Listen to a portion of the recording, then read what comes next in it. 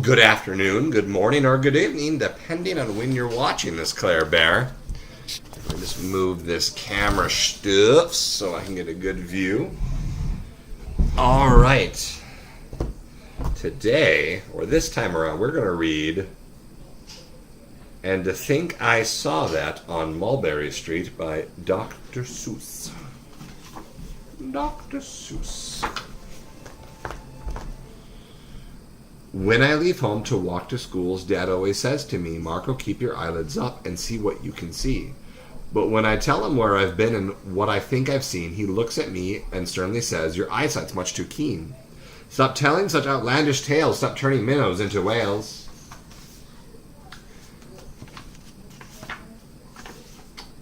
All the long way to school and all the way back, I've looked and looked. I've kept careful track, but all I've noticed except my own feet was a horse and a wagon on Mulberry Street. That's nothing to tell of. That won't do, of course. Just a broken down wagon that was drawn by a horse. That can't be my story. That's only the start.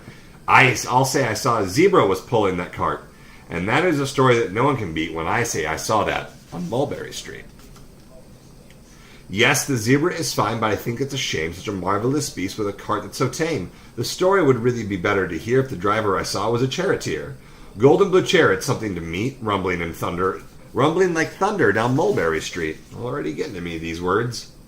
No, that won't do at all. A zebra's too small. A reindeer is better. He's fast and he's fleet, and he looked mighty smart on old Mulberry Street. Hold on a minute, and something's quite wrong. A reindeer hates the way it feels to pull a thing on wheels. He'd be much happier instead if he could pull a fancy sled. A reindeer and a sleigh. Say anyone could think of that. Jack or Fred or Joe or Nat. Say even Jane could think of that. But it isn't too late to make one little change. A sleigh and an elephant, that's something strange. I'll pick one with plenty of power and size. A blue one with plenty of fun in its eyes. And then just to have him a little more tone. Then just to give him a little more tone. Have Raha with rubies perch high on a throne. Say, that makes a story that no one can beat when I say I saw that on Mulberry Street. But now I don't know, it still doesn't seem right. An elephant pulling a thing that's so light would whip it around like an air in the kite. Like in the air like a kite. He'd look simply grand with a great big brass band. A band that's so good should have someone to hear it, but it's going so fast it's hard to keep near it. I'll put it on a trailer. I know they won't mind if a man sits and listens with it hitched on behind. But now, is that fair? Is it fair what I've done? I bet those wagons weigh more than a ton. That's really too heavy a load for one beast. I'll give him some helpers. He needs two, at least. But now what worries me this is Mulberry Street runs into bliss. Unless there's something I can fix up, there'll be an awful traffic mix-up. It takes police to do the trick, to guide them through where the traffic's thick. It takes police to do the trick. They'll never crash now. They'll race at top speed when Sergeant Mulvaney himself at the lead. The mayor is there. He thinks it is grand. He raises his hat and they dash by the stand. The mayor is there and the aldermen too, all waving big banners of red, white, and blue.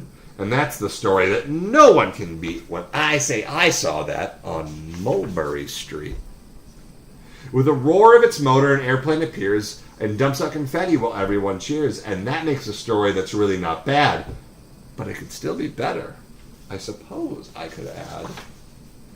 A Chinese boy who eats with sticks, a big magician doing tricks, a 10-foot beard that needs a comb, and no time for more, I'm almost home. I swung around the corner and dashed through the gate. I ran up the steps. I felt simply great. I had a story that no one could beat, and to think that I saw it on Mulberry Street. But Dad said quite calmly, just draw up your stool and tell me the sights on the way home from school. And there was so much to tell, I just couldn't begin. Dad looked at me sharply and pulled at his chin, and he frowned at me sternly from there in his seat. Was there nothing to look at? No people to greet? Did nothing excite you? Your heart skip a beat? Nothing, I said, growing red as a beet, but a plain horse and a wagon on Mulberry Street. Oh, his story changed. But that's all right. It's good to use our imagination. I miss you, Claire. I love you very much. Mwah.